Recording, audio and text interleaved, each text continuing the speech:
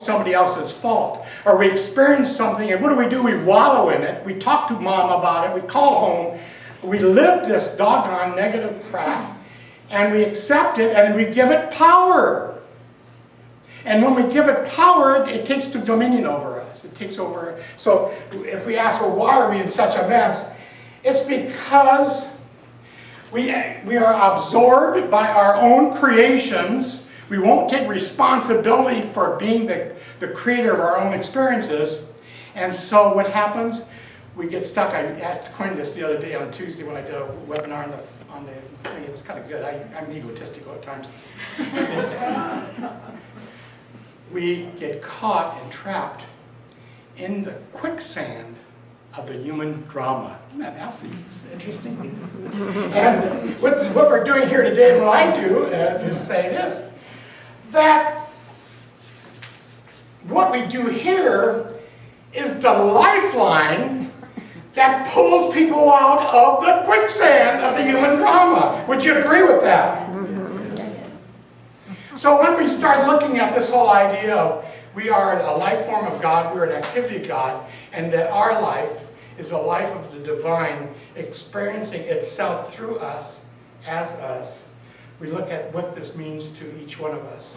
And as I wrote down all kinds of good stuff, that one of the major things we do, we enhance our life and bring ourselves power. We free ourselves from the past. We all know that. We're free from relying on the past. And one major thing for Angela, I think, it frees myself from concern for myself. You know, when we get into trouble, what's the bottom line? You know, when I'm into it like this, thanks to Maggie, she went to India and it got me out of the quicksand. But when we're into it, what do? The first thing, well, how is this going to affect me? Do you agree with that? I think it applies to me. So releasing that concern of self frees me to experience what's going on without being connected to it, without being dominated by it. It's beautiful. And we find out something else too, and I'm finding that out this month. I'll tell you, we've got some awesome things happening when it comes to I'm not going to say it now, that's a whole talk, what's happening to us and finding our spiritual home. But I can tell you this, what's happened to me is when we're connected to that divine energy, when we have that unity consciousness, that awareness that we're much more than just our bodies, that we're this creative life force, things started happening. I started experiencing, this month we've been experiencing needs that I didn't realize I had. Things started happening and rolling. We're in the flow, as Dr. Bassell said, in that flow of that cosmic energy, that when we really have that awareness of who we are, and it flows. And then we come to the understanding that we really don't need anything. Angela doesn't need anything. This PLC doesn't need anything. Because the needs are always there and already there in spirit.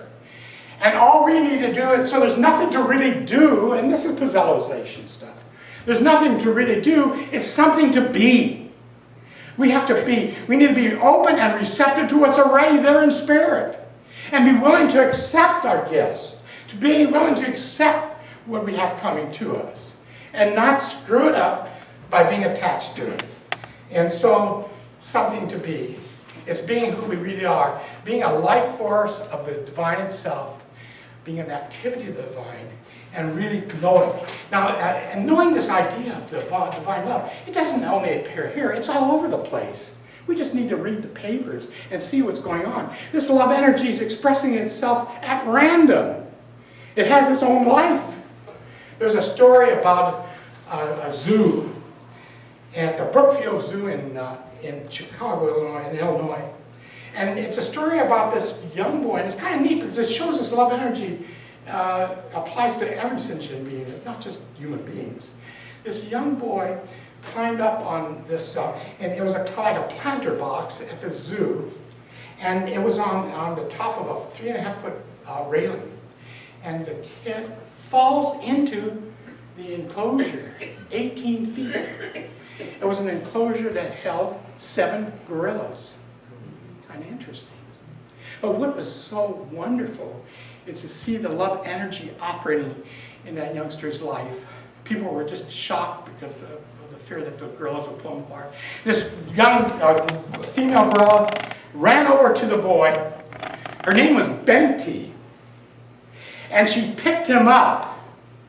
And she cuddled and cradled him in her arms. Wow.